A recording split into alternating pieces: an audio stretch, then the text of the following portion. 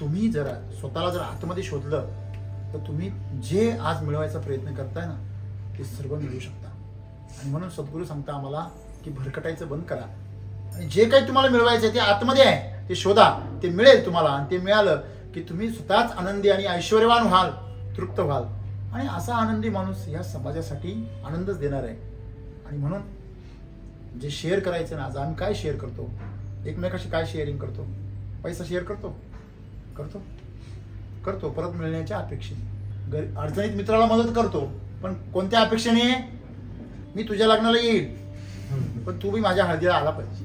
म्हणजे प्रत्येक गोष्ट आम्ही शेअरिंगमध्ये व्यावहारिक दृष्टिकोनातून करतो, पण समाजामध्ये व्यवहारच आहे. पण ज्यावेळेस तुमच्या आतमध्ये बघा, आज आम्ही दुःख लोकांशी फार पटकन शेअर करतो. आनंद करतो का? नाही, आनंद नाही. दुःख मात्र लगेच शेअर करतो. जर कोणी तुमचं मन दुखवलं असेल, कोणी विश्वासघात केला असेल तर ते लगेच शेअर करतो. एकमेकाचा कुटाळा मात्र फार पटकन करतो, टिंगल टवाळ्या पटकन करतो. पण एखाद्याची मदत आम्ही तेवढ्या तडफडीने करतो का? नाही. कारण तुमच्याकडे मदत करण्याची लायकी तर असली पाहिजे.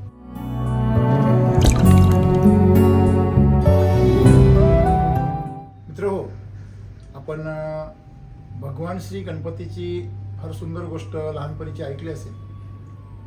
एकदा कार्तिकेय आणि गणपती ह्या दोघांमध्ये वादविवाद सुरू झाला. तो वादविवाद इथपर्यंत पोहोचला की भगवान महादेवाकडे आणि पार्वतीकडे ते भांडण गेलं की आमच्या दोघांमध्ये श्रेष्ठ कोण. ज्यावेळेस हा प्रश्न निर्माण झाला, मग त्याच्यावरती काय मार्ग काय काढायचा. म्हणून शंकर महादेवाने सांगितलं की तुम्हाला काय करायचं आहे, ह्या पृथ्वीची काय घालायची आहे, प्रदक्षिणा घालायची आहे. जो प्रदक्षिणा लवकर घालून येईल तो श्रेष्ठ. आता गणपती तुम्हाला माहितीच आहे की नाही, स्थूल, सुदृढ, बरोबर आहे, खवय्या. तर कार्तिकेय वेगाने निघाला आणि गणपती आपला निवांत होता. कार्तिकेय एवढ्या प्रचंड वेगाने निघाला की तोपर्यंत गणपती जागेवरच होता. आईला काळजी वाटली. आई म्हणे, बाळा अरे तू घाई कर. तर गणपती बाप्पांनी आईला विनंती केली, आई मला तुझी प्रदक्षिणा करायची. आणि त्यांनी आईची प्रदक्षिणा घातली. कार्तिकेयला यायला खूप उशीर झाला आणि ज्यावेळेस कार्तिकेय आला धावत पळत दमत, गणपती जागेवरच होता आणि विचारलं कोण श्रेष्ठ. तर शंकर महादेवाने सांगितलं की गणपती श्रेष्ठ आहे. तो रागीटच होता कार्तिकेय, त्याला राग आला. तो म्हटलं हे कसं शक्य आहे, सर्वात अगोदर मी पुढे गेलो आणि अगोदर मी चालूय, मला कुठेही गणपतीने माझ्या पुढे गेलेला मला दिसला नाही. मग त्याने प्रदक्षिणा पूर्ण केलीच कशी. त्यावेळेस भगवान शंकराने सांगितलं, नुसतं शक्ती असून चालत नाही, युक्ती पण असावी लागते आणि युक्ती श्रेष्ठ असते. गणपती बुद्धीची देवता आहे, त्यांनी जी बुद्धी चालवली. आपल्या आईला प्रदक्षिणा घालणं, मातेला प्रदक्षिणा घालणं हे भूमातेला प्रदक्षिणा घालण्यासारखं आहे, तेवढंच महत्वाचं आहे. आणि म्हणून तुम्ही त्याने तिच्या मातेला प्रदक्षिणा घातली आणि त्याची प्रदक्षिणा पूर्ण झाली तुझ्या अगोदर. सार अर्थ असा आहे की जे पिंडी असतं तेच ब्रह्मांडी आहे. एका छोट्याशा पिंडामध्ये, एक छोट्याशा सेलमध्ये, अमिबामध्ये जे आहे ते ह्या पूर्ण सृष्टीमध्ये. तुम्ही अमिबाला जर समजून घेतलं तुम्ही संपूर्ण सृष्टी समजून घेतली समजायची. पण तुम्ही जर सृष्टी जर समजून घ्यायला निघाला तर तुमची अवस्था कार्तिकेय सारखी होईल. शक्ती असून देखील, प्रचंड पराक्रमी असून देखील तुम्ही हराल. आणि आज मनुष्य ह्याच अवस्थेमध्ये आहे. मनुष्याच्या अवस्था जी कार्तिकेय सारखी आहे, कारण कार्तिकेयला अहंकार झाला होता. तसा अहंकार आज प्रत्येक मनुष्याला आहे.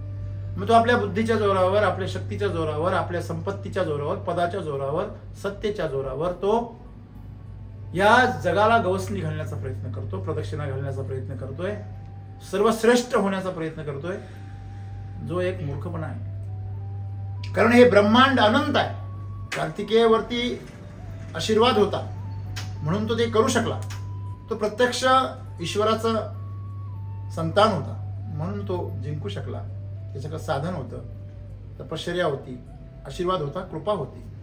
आपल्याकडे तेवढी कृपा नाही आहे, मग आपण ह्या ब्रह्मांडाला प्रदक्षिणा नाही घालू शकत. आणि आज प्रत्येक जण बघा, माणसं श्रीमंत होतात. जेव्हा माणूस श्रीमंत होतो, पहिल्यांदा तो आपलं घर सांभाळतो, स्वतःचं घर असावं. बघा, लोकांकडे काही लोकांकडे जमीन नाही, काय नाही, काहीच नसतं, पण काहीच नाही. मग ते पहिल्यांदा काय घेतात? आपलं घर घेतात. नंतर घर घेऊन झालं तर मग काय करतात? थोडी शेती घेऊ, एखादा प्लॉट घेऊ. मग शेती किंवा प्लॉट घेतात. शेती घेऊन झाल्यावर मग त्याला काय वाटतं? नाही, ह्या गावात आहे, पुढच्या गावात पण घेऊ. जसं तो मोठा होत जातो तसं तो घर, गाव, तालुका, जिल्हा, राज्य, देश. आता पंतप्रधान मोदी आहे, भारताचे पंतप्रधान आहे, त्यांना काय वाटतं की मी संपूर्ण जगाचा लीडर बनलो पाहिजे. बरोबर आहे. शेवटी महत्वाकांक्षा आहेच. आता जगामध्ये सर्वात श्रीमंत, समजा भारतामध्ये श्रीमंत आहे, अंबानी आहे, त्याला काय वाटतं मी अजून जगात श्रीमंत झालो पाहिजे. आता जो जगात श्रीमंत आहे तो त्या श्रीमंतीचा काय वापर करतोय? त्याला मंगळावरती कब्जा मिळवायचा आहे, मग तो मंगळावरती यान पाठवतोय. म्हणजे सांगण्याचं तात्पर्य असं आहे की मनुष्याला जर सत्ता मिळाली, पैसा मिळाला, तर तो ह्या ब्रह्मांडाला गवसणी घालण्याचा प्रयत्न करतो, त्याच्यावरती नियंत्रण मिळवण्याचा प्रयत्न करतो. पण ते त्याला कधीच शक्य झालेलं नाहीये. रावण तेच करण्याचा प्रयत्न करत होता. रावणाकडे सगळे देव बंदीखान्यामध्ये होते. 9 ग्रह जे आपल्या जीवनाचे, मनुष्य जीवनाचे हाल हाल करतात, ते 9 ग्रह त्याच्या पायऱ्यांवर त्याची सेवा करत होते. शनी तिला झाडलोट करायला होता, बंदीखान टाकलेला होता. सांगण्याचं तात्पर्य असं आहे की ह्या ब्रह्मांडाच्या सर्व शक्ती ज्याच्या हातामध्ये होत्या त्याला सुद्धा बाहेर नियंत्रण मिळवता आलेलं नाही. आज माणसं बघा, सगळ्या गोष्टी कुठे शोधताय? सुख कुठे शोधताय? बाहेर. बरोबर आहे ना? समाधान कुठे शोधताय? बाहेर. प्रेम कुठे शोधताय? बाहेर. आनंद कुठे शोधताय? बाहेर. मोठेपणा कुठे शोधताय? बाहेर. कोणाला मिळालंय का? तरी पण शोधताय. कारण ज्याला मिळालं नाही किंवा ज्याला मिळालं नाहीये तिथपर्यंत जाऊन तो सांगत नाही. आणि जरी त्यांनी सांगितलं नाही, हा खोटं बोलतोय, मागचे जे पाळणार आहे तो खोटं बोलतोय. ज्याच्याकडे 1000-2000 कोटी आहे तो सांगतो की माझं अजून जे मिळायला आलं होतं ते काय मिळालेलं नाही. मग खालचे काय म्हणतात? नाही, हा खोटं बोलतोय, तिथे गेल्याशिवाय आपल्याला कळणार नाही. मग प्रत्येकजण तिथे जाण्याचा प्रयत्न करतो. जो जातो तो फ्रस्ट्रेट होतो. कुठे उच्च पद असेल, अब्जाधीश असेल, सर्व सुविधा असतील, आपल्याला असं वाटतं की झोपडीमध्ये सुख नाही आहे, चला बंगल्यात सुख आहे, चला बंगल्यात सुख नाही, महालामध्ये सुख आहे. पण प्रत्यक्षामध्ये सुख बाहेर कुठेच नाही. आता हे झालं संपत्तीच्या बाबतीत, प्रॉपर्टीच्या बाबतीमध्ये. दुसरं आहे, प्रत्येक जण स्त्रीचा शोध घेतोय. प्रत्येक पुरुष एक अशा स्त्रीचा शोध घेतोय जो त्याला जीवनामध्ये ती त्याला आनंद देईल, सुख देईल, त्याची सेवा करेल, त्याला फुलासारखं जपेल. ही एकच होती, ती म्हणजे आई. त्याच्यानंतर दुसरी स्त्री नाही. तुम्ही जर सुंदर पाहायला गेलात, तुम्ही आतलं सौंदर्य गमावून बसाल. आणि आतलं सौंदर्य शोधायचं असेल तुम्हाला बाहेरचं सौंदर्य त्याग करावं लागेल. बरं, सर्वात महत्वाची गोष्ट, हा माणूस जे शोधतोय सगळं, मला सांगा, ऐश्वर्य शोधतोय आणि स्त्रीला शोधतोय. दोनच शोध आहेत पुरुषाचे. प्रत्येक पुरुष काय शोधतोय? एक ऐश्वर्य शोधतो, सत्ता, संपत्ती, प्रतिष्ठा, पैसा. याच्या पलीकडे काय शोध आहे माणसाचा? काहीच नाही. आणि नंतर काय शोधतोय? स्त्री शोधतोय, जीवनसाथी म्हणून. तुम्हाला गंमत म्हणजे ह्या दोन्ही गोष्टी त्याच्या आतमध्ये आहे. तुम्ही म्हणाल कसं काय? स्त्रिया जास्त काही शोधत बसत नाही. जे काही सापडलं, जे काही मिळालं त्याच्याबरोबर ते आनंदाने जगतात. बघा, मी हल्लीच्या काळाबद्दल नाही बोलत जास्त, कारण जेव्हापासून शेतीमध्ये केमिकल आलेले आहे, शेतीमध्ये PGR आलेले आहे, तेव्हापासून ना स्त्री आली ना पुरुष राहिला. जेनेटिकल डिफेक्ट होऊन गेलं आहे. म्हणजे कोणाला नाव ठेवणं असं नाही आहे, परंतु मी असं अनेक वेळा सुद्धा हे पण पाहिलेलं आहे की काही स्त्रियांचा आवाज सुद्धा पुरुषांसारखा आहे. म्हणजे पुरुषाने काही गमावलं की मला माहित नाही, परंतु स्त्रीला मात्र खूप काही गमावं लागलं या संघर्षामध्ये. पुरुषाच्या बरोबरीने उभं राहण्यासाठी तिला स्वतःचं स्त्रीत्व गमावं लागलं. फार भयंकर गोष्ट आहे सर. मी आता जस्ट काही सर्वे रिपोर्ट बघितले, तुम्हाला आश्चर्य वाटेल. जगामध्ये असं एक नवीन परंपरा येते, आम्हाला मूल नको. स्त्रीला मूल नको, त्या वेदना नको, तो वैताग नको. कारण सांभाळायचं कसं? करिअर सांभाळायचं की बाळ सांभाळायचं? भारतीय उपखंडामध्ये अजून परिस्थिती ठीकठाक आहे, परंतु परदेशामध्ये परिस्थिती अवघड आहे. जर्मनी, जपान या देशामध्ये तुम्ही जर मूल होऊ दिलं तर तिथे इन्क्रीमेंट मिळते, गव्हर्नमेंट सबसिडी देतं, टॅक्समध्ये सबसिडी देतं. मूल होऊ द्या. तिथले जे नवविवाहित आहेत किंवा लग्नच नको म्हणताय, बाकीचा विषय पुढचा संपला. म्हणजे बाहेरच्या जगामध्ये आपला आनंद शोधण्याच्या परिस्थितीमध्ये माणसं स्वतःच जीवन हरवून गेले. ही स्त्री कुठे आहे? तर तुम्ही जर बारकाईने अभ्यास केला ना तर प्रत्येक पुरुषामध्ये एक स्त्री आहे. अर्धनारी नटेश्वर जो आम्ही बघतो, भगवान शंकराचं रूप, ते वास्तवतः एक्स आणि वाय क्रोमोझोमचं वर्णन आहे सायंटिफिकली. म्हणजे काय? प्रत्येक पुरुषामध्ये पुरुषी गुणधर्म पण असतात आणि स्त्री गुणधर्म पण असतात.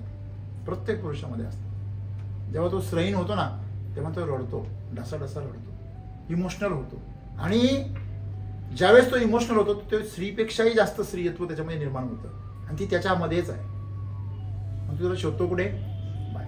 जे साधू आहे, संन्यासी आहे, तुम्ही यांना पहा, ते तृप्त असतात. त्यांना कोणाची कमतरता आहे असं वाटत नाही. का बरं? कारण त्यांना त्यांच्यातलं स्त्रीत्व सापडलेलं असतं आणि पुरुषातल्या स्त्रीत्वाशिवाय त्याच्याकडे शांती नाही.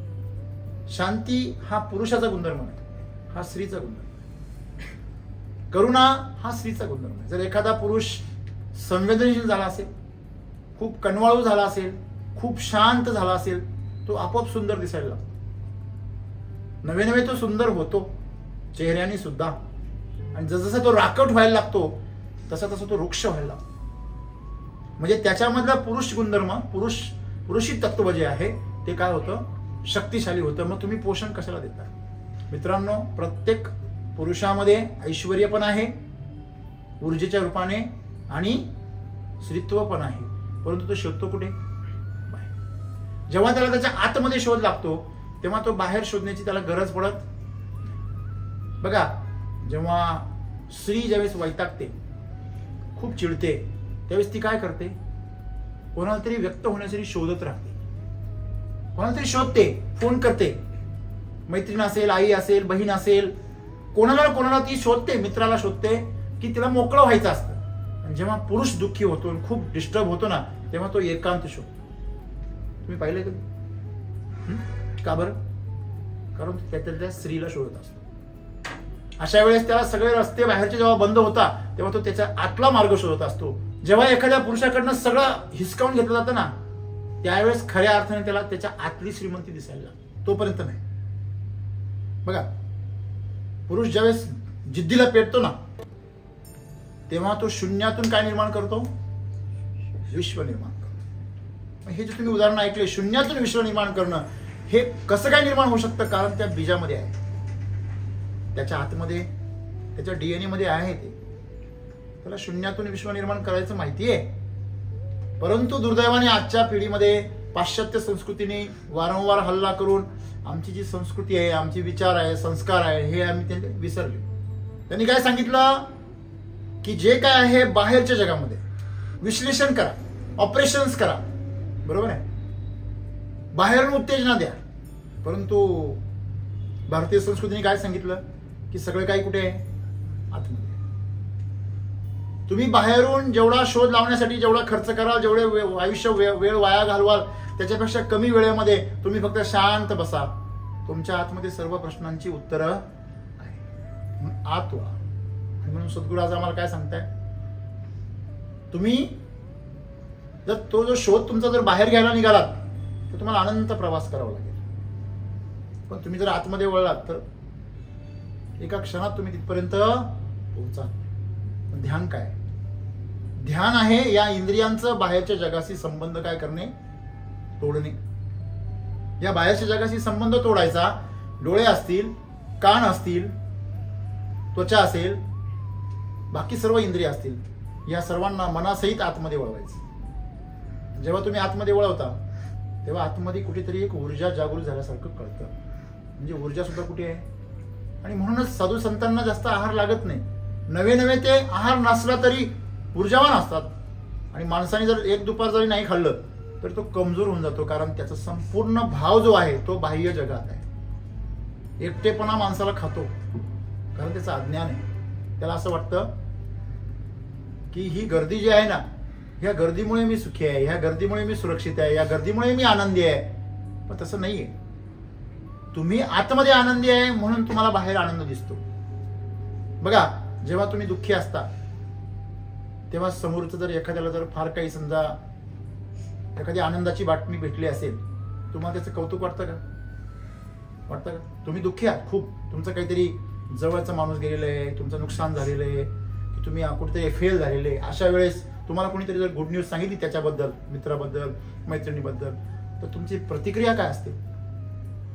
हा, ठीक, बरोबर आहे. खरं आहे की खोटं आहे? का बरं? कारण आनंद हा बाहेरून येतच नाही, तो कुठून येतो? आतून. तुमच्या आत असेल तर तुम्हाला तो बाहेर दिसतो. जसं कस्तुरी मृगाचं उदाहरण सांगितलं. कस्तुरी मृगाच्या बिंबीमध्ये कस्तुरी असते, पण त्याला काय वाटतं? वास कुठून येतोय? हा, बाहेरून येतोय. तो आयुष्यभर ते कुठे शोधत राहतो? बाहेर शोधत राहतो. माणसाचं पण तसंच आहे. आज माणसाचा आनंद, माणसाचं समाधान, माणसाचं ऐश्वर हे सगळं काही त्याच्या आतमध्ये आहे. हे सगळं आतमध्ये आहे. मग बाहेरच्या जगाशी काही संबंधच नाही का? कधी कधी असा प्रश्न तयार होतो, सगळं जर आतमध्ये आहे मग बाहेरच्या जगाशी काही संबंधच नाही का? हो, आहे ना. बाहेरच्या जगाशी संबंध आहे, तो देण्यासाठी, शेअर करण्यासाठी आहे. कशासाठी आहे? शेअर करण्यासाठी आहे. कारण तुम्ही हे शरीरच मुळात कुठून घेतलंय? बाहेरून शेअर करून घेतलेलं आहे, पंचमहाभूतांकडून घेतलेलं आहे. इथून तुमची सुरुवात आहे. मन सुद्धा तुम्ही कुठून घेतलं? काकाकडून, मामाकडून, मावशीकडून, आईकडून, मित्रांकडून, शिक्षकांकडून, समाजाकडून, असंच घेतलं ना मन सुद्धा.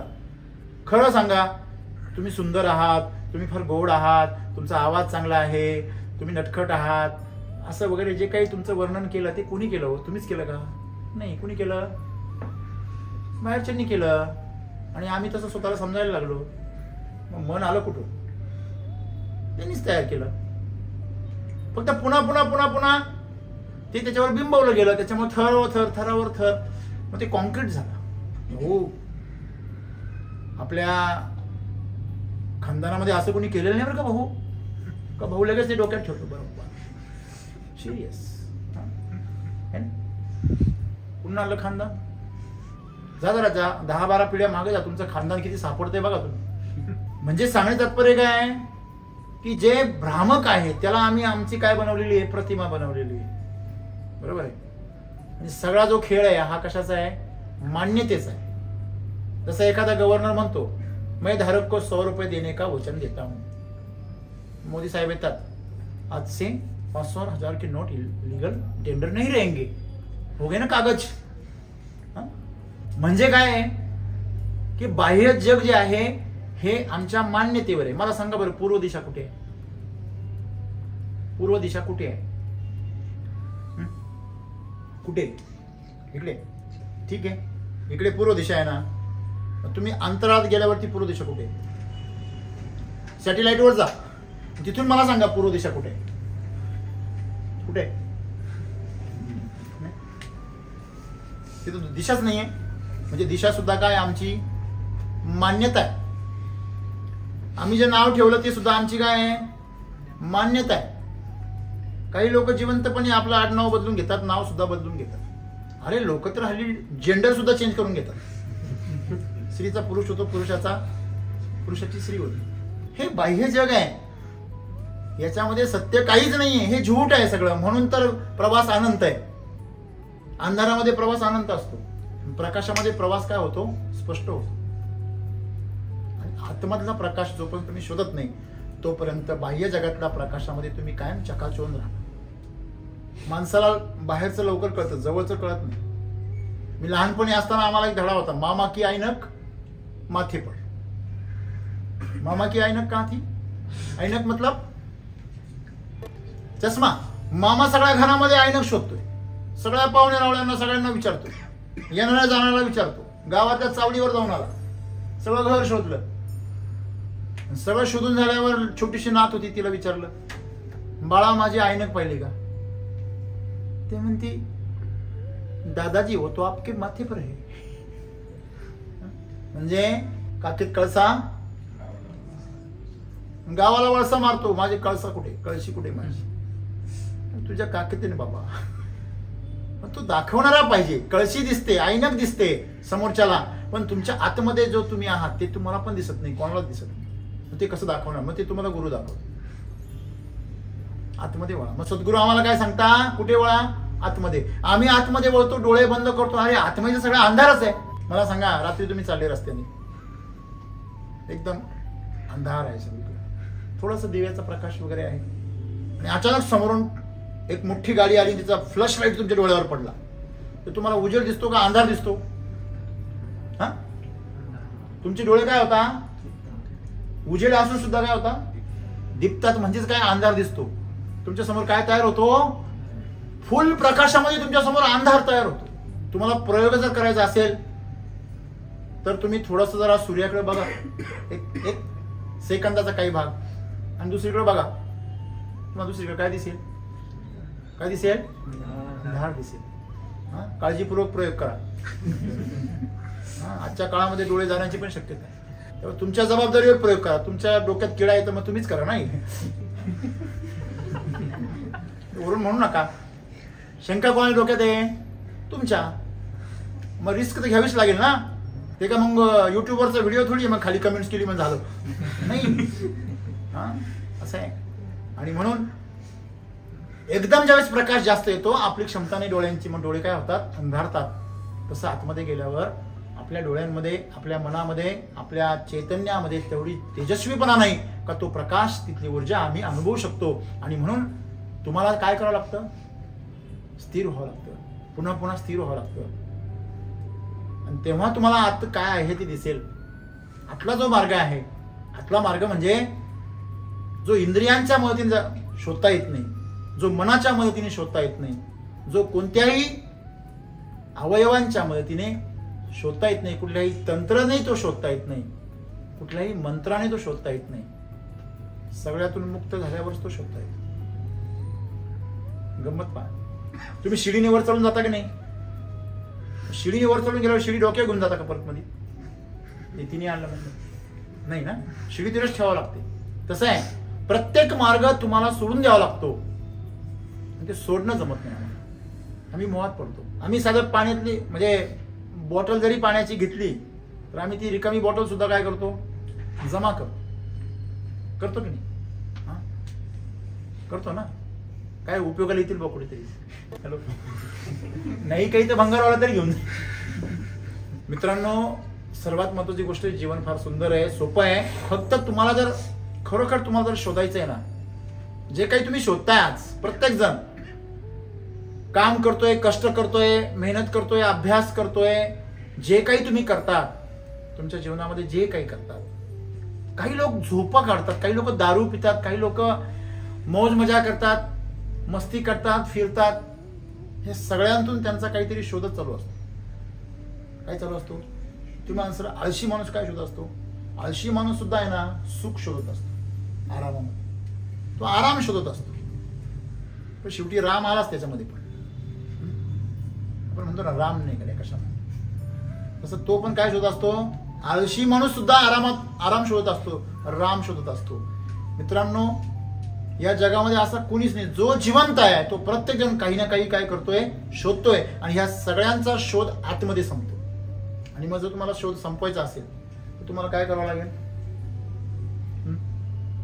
गढूळ पाणी जे आहे ना, ते खाली बसून द्यावं लागेल. गढूळ पाणी म्हणजे मन आहे तुमचं. त्याच्यामध्ये जे विचार चाललेले सारखे, हे विचार जोपर्यंत थांबत नाही, प्लॅनिंग तुमचं थांबत नाही, तुमचं नियोजन थांबत नाही. बघा, कधी कधी एखादी गोष्ट तुमची हरवली का तुम्ही खूप प्रयत्न करता, आठवण्याचा खूप प्रयत्न करता, ह्याला विचार, त्याला विचार, इथं पहा, तिथं पहा, सगळं घर उलथं पालथं करता.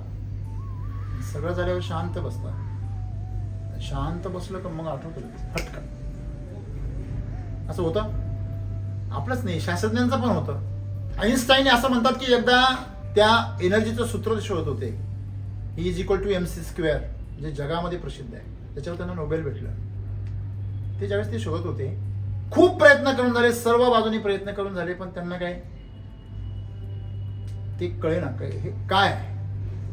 असं म्हणतात थकले थकले झोपले, रात्री 2 वाजता उठले निवांत, आणि त्यांनी ते आरामशीर त्याच्यामध्ये काहीही विचार न करता लगेच त्यांनी ते लिहून टाकलं. असं प्रत्येक शास्त्रज्ञाच्या बाबतीमध्ये घडतं.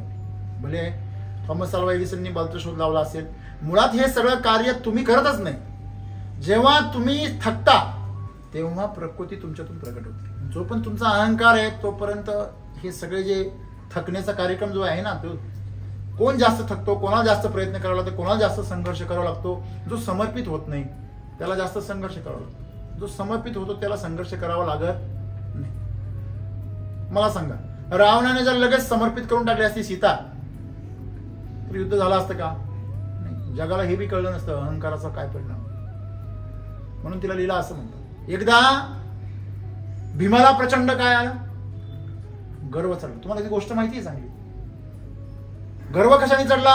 त्याच्या शक्तीने. त्याच्यासारखा कोणी शक्तिमान नाही. मग त्याची परीक्षा कोणी पाहिली?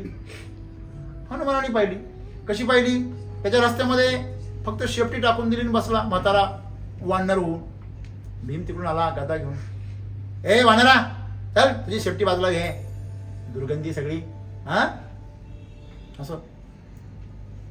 आता ते हनुमानच ना, त्यांनी लक्षच नाही दिलं त्याच्याकडे. आता ओलांडून कशी जायची हे लक्षात घ्या. कुठलीही गोष्ट ओलांडून जाताना काळजी घेत जा. पूर्वीच्या काळी लोक असं म्हणायचे, जर फिसके जर झाले कोणाला तर यांनी कुठलं तरी सांडपाणी काय केलं, ओलांडलं असं म्हणायचे. कधी पण कोणाचं सांडपाणी ओलांडायचं नाही, त्यांनी इन्फेक्शन होतं. तेव्हा कुठलीही गोष्ट ओलांडताना अगदी कोणाची सावली सुद्धा ओलांडू नये, इथपर्यंत शास्त्र आहे. आम्हाला एवढा मोठी परंपरा आहे, पण आम्हाला माहिती नाही. आम्ही सगळे फॉरेनच्या लोकांच्या नादी लागून ती पाश्चात्य संस्कृती आणून आम्ही सगळे बाहेर भरकटलेलो आहे. सगळे बाहेर शोधताय. याचा जो परिणाम आहे तो भयंकर. बरोबर आहे ना? होतो की नाही? आता मी ग्राउंडवर आम्ही खेळतो सकाळी, तिथे आता जे हायस्कूलचे मुलं आहेत ना, कॉलेजचे, हायस्कूलचे, 10वीचे 9वीचे मुलं असतील, ते 11वी 12वीचे, त्यांची मॅचेससाठी ते मुलं खेळायला येतात. त्यांच्या पाठीवर जर नाव जर बघितलं तर एवढे सुंदर सुंदर आणि संस्कारित नाव, फार सुंदर. म्हणजे ते चांगल्या घरातले आहेत हे लगेच कळतं त्यांच्या राहणीमानावरून सगळ्यांवरून. म्हणजे समृद्ध घरामधले आहे. परंतु त्यांची भाषा जर पाहिली तर सगळी जननेंद्रियांची वर्णन आहे. सगळे आई, माई, बहीण यांची सगळ्यांची वाट लावून टाकली. एवढी घाणेरडी शिवाय, म्हणजे शिवाय हाकच मारत नाहीत. मग त्यांना मला विचारावं लागलं, काय रे बाबा, ज्यांनी तुम्हाला जन्म दिला त्यांचा उद्धार असा करता का? त्यांना लाज वाटली. म्हणजे त्यांना बोलण्याची हिंमत सुद्धा कोणी करत नाही. त्यांना वाटतं हे योग्यच आहे. हे असं बोलणं, तर ते शब्द वापरणं इथं चुकीचं आहे. एवढे भयंकर आणि घाणेरडे शब्द आहेत. ठीक आहे, त्यांचं तोंड आहे, पण कान आपले आहेत ना, आपले कान घाणेरडे होतात. अशा वेळेस आपण त्यांना थांबवलं पाहिजे. आणि हे असे का बनले? कारण सगळीकडे वातावरण तेच आहे. सगळीकडे सेक्सुअल प्रदर्शन आहे, शरीराचं प्रदर्शन आहे, आणि शरीराचं आकर्षण म्हणजे सर्वश्रेष्ठ संबंध असं त्यांना भासलंय.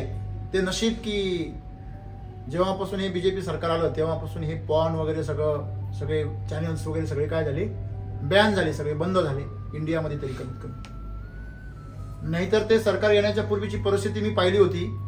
लहान मुलं त्यांच्याकडे ते सगळे व्हिडिओ. ताजी घटना आहे आता, एक म्हणजे 7-8-10 वर्षापूर्वीची इथलीच.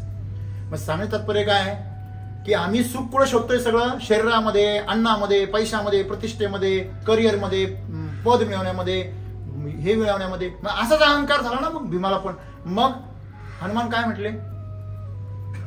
हनुमान म्हटले, अरे तू शेपटी उचल माझी, मी आता म्हातारा झालोय, मला उठवत नाही, आणि माझे शेवटचे दिवस क्षण आलेले आहेत. आता मला जीव सोडण्याची वेळ आलेली आहे. माझी शेपटी सुद्धा मला हलवत नाही रे. मी फार क्षीण झालो. मग यांनी ती गदा काढली आपली, म्हणे काय याला हात लावायचं, गदेच्या शेंडामध्ये घुसवला आणि आता फेकून तू इकडे असं एका हाताने. भीमच होतो, बकासुराला मारलं होतं, विसरू नका. बकासूर जो दररोज एक माणूस आणि गाडी भर अन्न खायचा. बैलगाडी केवढी असते, तेवढं भात, ते सगळं भाज्या सगळं खाऊन वरून एक माणूस खायचा. काय अजब माणसं असतील पुढच्या काळात. अरे हसू नका. आता एक माणूस मी पाहिला इथे सिन्नरमध्ये, टोकरीभर लाडू खातो, टोकरीभर गुलाबजाम खातो, कमीत कमी 30-40 पाववडे खातो, 25-30 चपात्या खातो. हे डॉक्टर तोडकर तर स्वतः सांगतात मी 33 चपात्या खातो. तो डॉक्टर माणूस आहे, खोटं कसं बोलेल? म्हणजे माणसं अशी होती पूर्वीच्या काळात धिप्पाड. तर तो भीम होता. भीम नावाला लगेच आपलं असं म्हणजे हत्ती बित्ती असं मोठं वाटतं काही, बरोबर आहे? तसंच होतं ते. मग कारण त्या बकासूर त्याच्या पाठीमागे उभा राहिला, एवढं खाणारा बकासूर, आणि हा त्याचं अन्न घेऊन गेला तिथे, त्याचं अन्न खाता खाता हा आरामशीर खातोय, आणि तो मागून याला दबुके मारतो. कोण? ठोसे मारतोय. तो म्हणतो मार, याचं खायचं काम चालतं. म्हणजे एवढा शक्तिशाली होता. त्याचा पोरगा झाला होता एका राक्षसरीपासून, घटोत्कच माहिती तुम्हाला, तो पण भयंकर शक्तिशाली होता. तर एवढा मोठा भीम शक्तिशाली, त्याला त्याची शेपटी जी आहे ती अडकली ती गाता त्याच्यामध्ये, त्याला उचले ना. त्याने विचार केला हे जरा वेगळं कार्यक्रम दिसतो. दुसरा हात लावला, मग बैठक मारली, तसा कुस्तीला पैलवान मारतो तशी. ती काय शेपटी काय जागेची हल्ली नाही. मग कळलं, जागेवर आलं सगळं. बाहेरचं सगळं जे कल्पना होती ना, सगळ्या लोक काय म्हणायचा, लोकांच्या प्रतिक्रिया काय आहे, लोक कशी रिस्पेक्ट देता, कशा प्रकारे लोक मला शरण जाता, माझा पराक्रम कसे लोक गाता, हे सगळं बाजूला हटलं. आणि रिकामा, पूर्णपणे रिकामा, अहंकार साफ झाला, सगळा धुवून झाला, मन शांत झालं, जागेवर आलं. अरे माझ्यापेक्षाही या जगामध्ये ईश्वर तत्व श्रेष्ठ आहे हे समजलं आणि ओळखलं की हे काही सामान्य वानर नाहीये. हात जोडले, माफी मागितली, माफ करा, आपण कोण आहात, आपलं दर्शन द्या. आणि मग हनुमानाने दर्शन दिलं. कळलं? हे असं आहे, आतमध्ये वळल्याशिवाय तुम्हाला सत्य कळू शकत नाही. बाहेर तुम्ही किती पण केलं ना, किती पण तुम्ही कमवलं, किती पण तुम्ही मान्यता तयार केल्या, किती नाव कमवलं, प्रतिष्ठा कमवली, तुमचा सगळीकडे उदो झाला, त्याला काही किंमत नाही.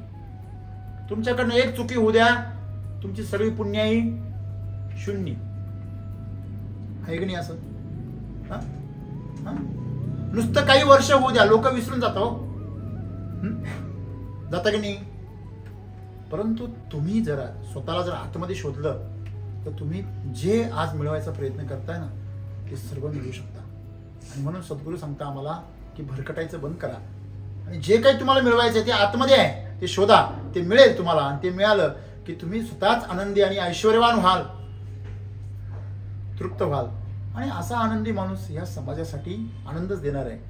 आणि म्हणून जे शेअर करायचं ना, आज आम्ही काय शेअर करतो, एकमेकाशी काय शेअरिंग करतो? पैसा शेअर करतो परत मिळण्याच्या अपेक्षेने. अडचणीत मित्राला मदत करतो, पण कोणत्या अपेक्षेने?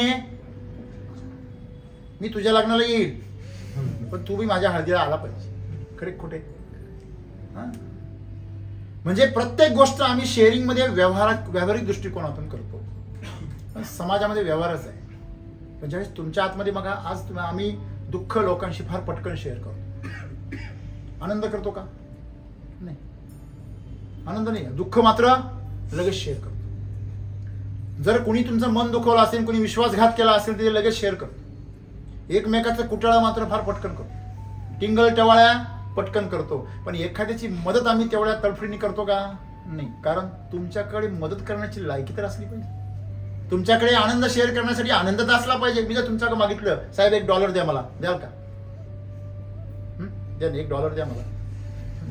बरं युरो द्या एक. नाही तर तुम्ही ₹5 ठोकळा काढून मला घ्या $1. गेले ते दिवस. 80 रुपये लागतात $1 व्हायला. पुढे गेले असतील कदाचित आता 92. बघा, $92 लागतात $1. डॉलर तुम्ही देऊ शकत नाही. का देऊ शकत नाही? तुमच्याकडे पैसे डॉलरपेक्षा जास्त असतील, 2000 असतील, 10,000 असतील, पण डॉलर नाही तुमच्याकडे. आहे का? कारण तो अमेरिकेत आहे किंवा बँकेत असेल एखाद्या, बरोबर आहे ना, एक्सचेंज बँकेत असेल. तुमच्याकडे नाही येतो तर तुम्ही देऊ शकता का मला? तुम्ही किती पैशावाले असा, काही उपयोग आहे का? नाही देऊ शकत. का? तो तुमच्याकडे नाहीये. तसं तुमच्याकडे आनंद नाहीये, तुमच्याकडे ऐश्वर्य नाहीये, तुम्ही नाही देऊ शकत. तुम्ही काय करू शकता? इथंच कमवलेले पैसे तुम्ही लोकांना देऊ शकता, इथंच कमवलेली प्रॉपर्टी तुम्ही लोकांना दान करू शकता. हे सगळं तुमचं नाहीये. हे शरीर जरी तुम्ही अंगदान केलं एखाद्याला, हे जीव तुम्ही शरीर जरी कोणाला देऊन टाकलं, समर्पित केलं, कोणासाठी बळी दिला, तरी ते काही विशेष नाही. तुम्ही स्वत्व दुसऱ्याला समर्पित करू शकता. तुमचा आनंद शेअर करा. कळतं की सगळ्यांना? म्हणजे आम्ही हे शिकलं पाहिजे की सर्वश्रेष्ठ दान जर काय असेल ना, ते आनंद दान आहे. आजपर्यंत आम्ही काय म्हणतो? अन्नदान, रक्तदान आहे. अरे बावळ्या, लय जणांक रक्ते रे. बऱ्याच जणांचं असंच सांगतं. काही जण तर स्वतःहून कापून सांगून टाकतात, नस कापून. असे मूर्ख पण भरपूर आहे. अन्न तर रोज कुणी ना कुणी दान करतंय, बरोबर आहे. अरे दान काय करायचं? दररोज उष्ट उरतंय ना, तेच दान करतो आपण. घरात जर एखादा पदार्थ जास्त शिजला गेला आणि तो जर शिल्लक राहिला, तर घरातली स्त्री सुद्धा आग्रह करते नवऱ्याला, पोरांना, फार प्रेमाने करते. कारण तिला भांडं लवकर रिकामं करून धुवायचं असतं. मित्रांचं प्रेम हे आमचे आग्रह. पण जर असं म्हटलं ना, अरे हा पदार्थ फार भारी झाला, मला अजून पाहिजे, ती म्हणजे आता संपलं. पण करून नाही देणार, कारण त्याला मेहनत लागते ना, मेहनत लागते. आणि जरी केला तरी पहिल्यासारखा भाव नाही राहतो, वैतागलेला भाव असतो. डोक्याला ताप. चांगलं करावं तिकून डोक्याला ताप. मग आजच्या काळातल्या मुली फार हुशार आहे, खूप चांगलं करायचं. म्हणजे सर्व लोक जे आहे आतून दारिद्र्य आहे, बाहेरून मात्र खूप असं. मग तीच स्त्रीला तुम्ही चला आपल्याला फिरायला जायचं म्हणा, मग ती अशी सुंदर मेकअप करते. किंवा पाहुणे येऊ द्या, पाहुणे येणार आहे म्हणा, लगेच भात चांगला होतो, भाजी चांगली होती. फक्त सांगा बाहेरचे मित्र येणार आहे. म्हणजे आज सगळं जग जे आहे ते दुसऱ्यांना खुश करण्यासाठी जगते, स्वतःच्या आनंदाची कुणी जगत नाही. दुसऱ्याने मला सुंदर म्हटलं पाहिजे, दुसऱ्याने मला श्रीमंत म्हटलं पाहिजे, दुसऱ्याने मला अरे यार काय म्हणजे व्यक्तिमत्व आहे, काय कर्तृत्व आहे, सगळ्यांनी माझा अहंकार पोचला पाहिजे, याच्या पाठीमागे पागल आम्ही झालेलो आहोत. खऱ्या अर्थाने आम्ही आतलं जे ऐश्वर्य, आतला जो आनंद आहे तो आम्ही कधी ओळखलाच नाही. आतला आनंद आणि ऐश्वर्य तुम्ही जर ओळखलं ना, तुम्हाला श्रीमंत व्हायची गरज नाही, तुम्हाला सुंदर होण्याची गरज नाही, तुम्हाला दुसऱ्याकडून शोषण करण्याची गरज नाही. आणि म्हणून जो आतला रस्ता आहे तो फार जवळ आहे. जवळ आहे म्हणजे तुम्ही तिथेच आहात. प्रश्न असा आहे, तुम्ही तुम्हाला शोधताय. अगदी एका वाक्यात सांगायचं तर तुम्ही तुम्हालाच शोधताय. मला सांगा, तुमच्या नावाचा माणूस तुम्ही जर शोधायला निघाले तर मिळेल का? तुमचा म्हणजे तुम्ही स्वतःला जर शोधायला निघाले तर तुम्ही शोधू शकता का? बाहेरच्या जगात शोधू शकत नाही. एकदा ग्राउंडवरती आम्ही पोरांना सांगितलं, मोजले सगळे मुलं. त्यांनी 3 वेळा मोजले तर ते 9च भरायचे. अरे मी म्हणतो 10 आहे तुम्ही, तर 3 वेळा मोजले तर 9च भरायचे. स्वतःला धरीतच नाही तो. सगळ्यांना मोजतो पण स्वतःला मोजत नाही. असं होतं असं. ही समस्या आहे. समस्या ही आहे, तुम्ही स्वतःला ओळखत नाहीये, तुम्ही स्वतःला अनुभव घेत नाहीये, तुम्ही स्वतःला कधी जाणलेलं नाहीये. तुम्ही सगळं जग जरी जाणलं तरी ते शून्य आहे, व्यर्थ आहे. म्हणून सर्वांनी नेहमीच पहिलं कोणाला ओळखलं पाहिजे? स्वतःला. शोधलं कुठे पाहिजे? स्वतःला. समजा एखाद्याने अपमान केला, शोधा कुठे? आतमध्ये. एखादा तुम्हाला म्हटलं काय गाढव आहे, बघा ना आतमध्ये, हे गाढव आहे का? नाही, इथे काही गाढव नाहीये. ओके, जाऊ तिथे सोडून विषय. त्याचा काहीतरी प्रॉब्लेम आहे, त्याचा चष्मा वगैरे बदलला असेल, नंबर लागला असेल त्याला. आतमध्ये शोधा ना. नुकसान झालं तुमचं, शोधा आतमध्ये. काय नुकसान झालं? तू आला तेव्हा काय घेऊन आला होता? हा, आला तेव्हा तर काहीच नव्हतं माझ्याकडे, तेव्हा तर नोकरी पण नव्हती. हा, छोकरी नंतर आली. हा, नोकरीच नव्हती, छोकरी कोण येणार? मग हे सगळं आता छोकरी माझा अपमान करू द्या. मी आलो तेव्हा काहीच नव्हतं, कमीत कमी आज अपमान करायला कोणतरी आहे. लोकांना ते पण नाही. आतमध्ये तुम्ही जर वळलात तर तुमच्या सर्व प्रश्नांची काय आहे? उत्तर आहे. पण तुम्ही जर बाहेर जर शोधायला गेलात तर प्रश्नांची मालिका आहे, असंतोष आहे, अज्ञान आहे, अंधार आहे. तेव्हा आज आम्ही फक्त आतमध्ये वळायचंय. फार सोपं आहे. सांसारिक जीवनात तुम्ही जर आतमध्ये वळायला शिकलात ना, तुम्ही कधीच दुःखी होऊ शकत नाही. इथे दुःख नाहीच आहे, दुःख बाहेर. दुःख आमच्या कल्पनेमध्ये आहे. एवढं सुंदर जीवन आहे पण ते कुठे आहे? आतमध्ये. ते देवाने ते खरंच दुसरीकडे कुठेतरी ठेवायला पाहिजे. असं मोबाईल मधल्या सिम कार्ड सारखं काढून ठेवता आलं पाहिजे होतं. लोकांनी तुमचं जीवन कवा चोरून नेलं असं तुम्हाला कळून दिलं नसतं. त्याचे आभार माना की ते तुमच्या आतमध्ये आहे आणि ते कोणीच हिरावून घेऊ शकत नाही. एवढं सुंदर जीवन असताना देखील आम्ही जर दुःखी असू तर ते आमची समस्या आहे. आणि म्हणून सद्गुरू आम्हाला सांगता की बाहेर अनंत भटकंती आहे आणि आतमध्ये वळलात तर क्षणामध्ये शांती आहे. लोक म्हणतात लहानपणी जीवन चांगलं होतं, ते बावळा झाला का, लहान होता तेव्हा म्हणायचं मी मोठं झालं. आता मोठे झाले नाही, आता कामाशिवाय दुसरं. मी कॉलेजमध्ये होतो तेव्हा फार मस्त मजा होती राव. काय नोकरीमध्ये, कॉलेजमध्ये होतो तेव्हा कॉलेजमध्ये कशाला शिकत होतो, गुरु ओळायचं होतो म्हणून शिकत होतो.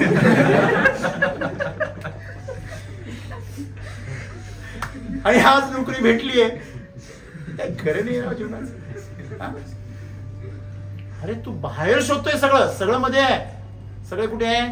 मध्ये. तुझ्या काही जरी नसलं तरी तू सम्राट आहेस, ऐश्वर्यवान आहेस. ते शोध. तुला बरोबर जीवनाचा योग्य मार्ग सापडेल. तुझ्यातून आनंद उसळला पाहिजे. लोकांनी मला चांगलं म्हटलं पाहिजे ही भावना पहिली संपली पाहिजे. वासना संपल्या पाहिजे, कामना संपल्या पाहिजे. हा, त्यांचा आनंद घ्या ना. तुम्हाला नाही कोण म्हणते? घार हिंडते आकाशी जीवतीचा पिलापाशी. तुम्ही कुठं पण भरकूट द्या, मन कुठं पण जाऊ द्या, पण तुम्ही स्थिर राहा. बघा त्या मनाला भरकटताना. बघा जसं एखादा पतंग उडतो ना, मांजाला जोडलेला असतो पाठीमागे. बरोबर आहे मित्रांनो, हे महत्वाचं आहे. काय? जसं पतंग लांब उडतो परंतु त्याचा धागा कुठं असतो? ज्याच्या हातामध्ये रोल आहे मांजाचा त्याच्याकडे असतो. तसं आमचं जीवन पाहिजे. आमचं मन पतंगासारखं किती पण भरकटू द्या, जेव्हा पाहिजे तेव्हा गुंडाळता आलं पाहिजे पटकन लगेच. तर त्या जीवनाला तुम्ही स्वामी म्हणायचं. नाहीतर कुणीतरी पतंग काठी तर तुमचा, मग वेड्यासारखे धावत सुटता. ब्रेकअप काय तेच आहे ना. कुणाला अधिकार देताच कशाला तुम्ही? सिंपल आहे. तुमचा आनंद तुमच्या ताब्यात पाहिजे. बरोबर आहे. तुमचा पतंग रिमोट कंट्रोलवर जवळ आला पाहिजे. त्याला धागा लावतात कशाला? लोकांना दिसेल असा. हा, लोकांना प्रश्न पडला पाहिजे याचा धागा कुठे. हा, असं आहे. आणि म्हणून जीवनामध्ये बघा किती सोपं आहे. पूर्वीच्या काळी वायर जोडल्याशिवाय कनेक्शन मिळत नव्हतं. आता चार्जर खाली आहे, वर मोबाईल ठेवा लगेच चार्ज होतो. आता काही दिवसांनी फक्त पासवर्ड टाकायचा लगेच चार्ज होईल. वायफाय सारखा. वायफायचा नाही का, पासवर्ड टाकायचा लगेच काय होतो? कनेक्ट होतो. तसं काही दिवसांनी चार्जर पण असेल, वायफाय टाकायचा लगेच कनेक्शन सुरू होईल. हाय व्होल्टेज वायर्स पैसे तुम्ही जर गेलात तर 5-6 मीटरच्या लांबच वायर लावली तरी दिवा लावतो. विशेष काय? आम्हाला जेवढं जग माहिती आहे ना मित्रांनो, ते जग फार किरकोळ आहे. जे अदृश्य जग आहे, जे भौतिकतेच्या पलीकडे आहे, ते प्रचंड शक्तिशाली आहे. आणि त्या जगामध्ये प्रवेश करण्यासाठी सद्गुरू आम्हाला सांगता की आतमध्ये वळा. तर सर्वांनी हा एक प्रयत्न करा छोटासा. जेव्हा जेव्हा तुम्हाला जीवनामध्ये जीवन कठीण वाटतं ना, तेव्हा कुठे वळा? हा, नाही तर असं म्हणू नका का वळा, तुमचा कावळा होईल. का वळा नाही, मुळात तिथेच तुम्ही आहात. तुम्हीच तुमचा शोध घेऊ नका. तुम्ही स्वतः ते आहात. फक्त शांत व्हा, स्थिर व्हा, तुम्हाला तळ दिसेल. बरोबर आहे. आणि म्हणून सद्गुरू सांगता 21 दिवस साधना करा, शांभवी मुद्रा करून बसा. तुम्हाला 21 दिवसानंतर काहीतरी दिसेल. आता तुम्ही किती गढूळ करता त्याच्यावर अवलंबून. तुम्हाला गढूळ करायची सवय, काहींना उभा राहिला तरी असं करायची सवय असते. काय आहे सवय लागली सर. अरे पण तुझंच आहे ना नक्की का भाडीने वगैरे आणलाय? मध्येच वर उडतोय. त्याच्यामुळे शरीर सुद्धा आमच्या ताब्यात नाहीये. अशा माणसाला काय ते आतमध्ये सापडणार. आणि म्हणून आतमध्ये जर वळायचं असेल तर तुम्हाला खरोखर तुमची सर्व शक्ती पणाला लावावी. कारण पूर्वी सोपं होतं, माणसं भोळी होती. आता आम्ही भोळे नाही राहिलो, आम्ही येडे गोळे झालो खूप शिकून. बरोबर आहे ना. म्हणून जो जास्त शिकलेला असतो ना तो जास्त भरकटतो. बरोबर आहे. त्याच्यामुळे भरकटणं साहजिक आहे. सर्वांनी शांत व्हा, आतमध्ये स्वतःला शोधा. आणि जेव्हा तुम्ही स्वतःला शोधाल तेव्हा तुमच्याकडं सर्व काही आहे. तुम्ही ऑलरेडी सम्राट आहे. फक्त तुम्हाला काय करायचं ते एकमेकाशी वाटायचं आहे. आणि आम्हाला वाटण्यासाठी पाठवलं, आम्ही सगळं गोळा करण्यासाठी इथं जमा झालो. आणि तीच समस्या. हा, जो राजा आहे ना त्याची भेट घडून घ्या आतमध्ये जाऊन. तुम्हाला परत काही कमवण्याची गरज नाही. जे काही कमवाल ते तुमच्यासाठी बोनस आहे. जीवन सुंदर आहे, तुमच्या आतमध्ये शोधा. धन्यवाद.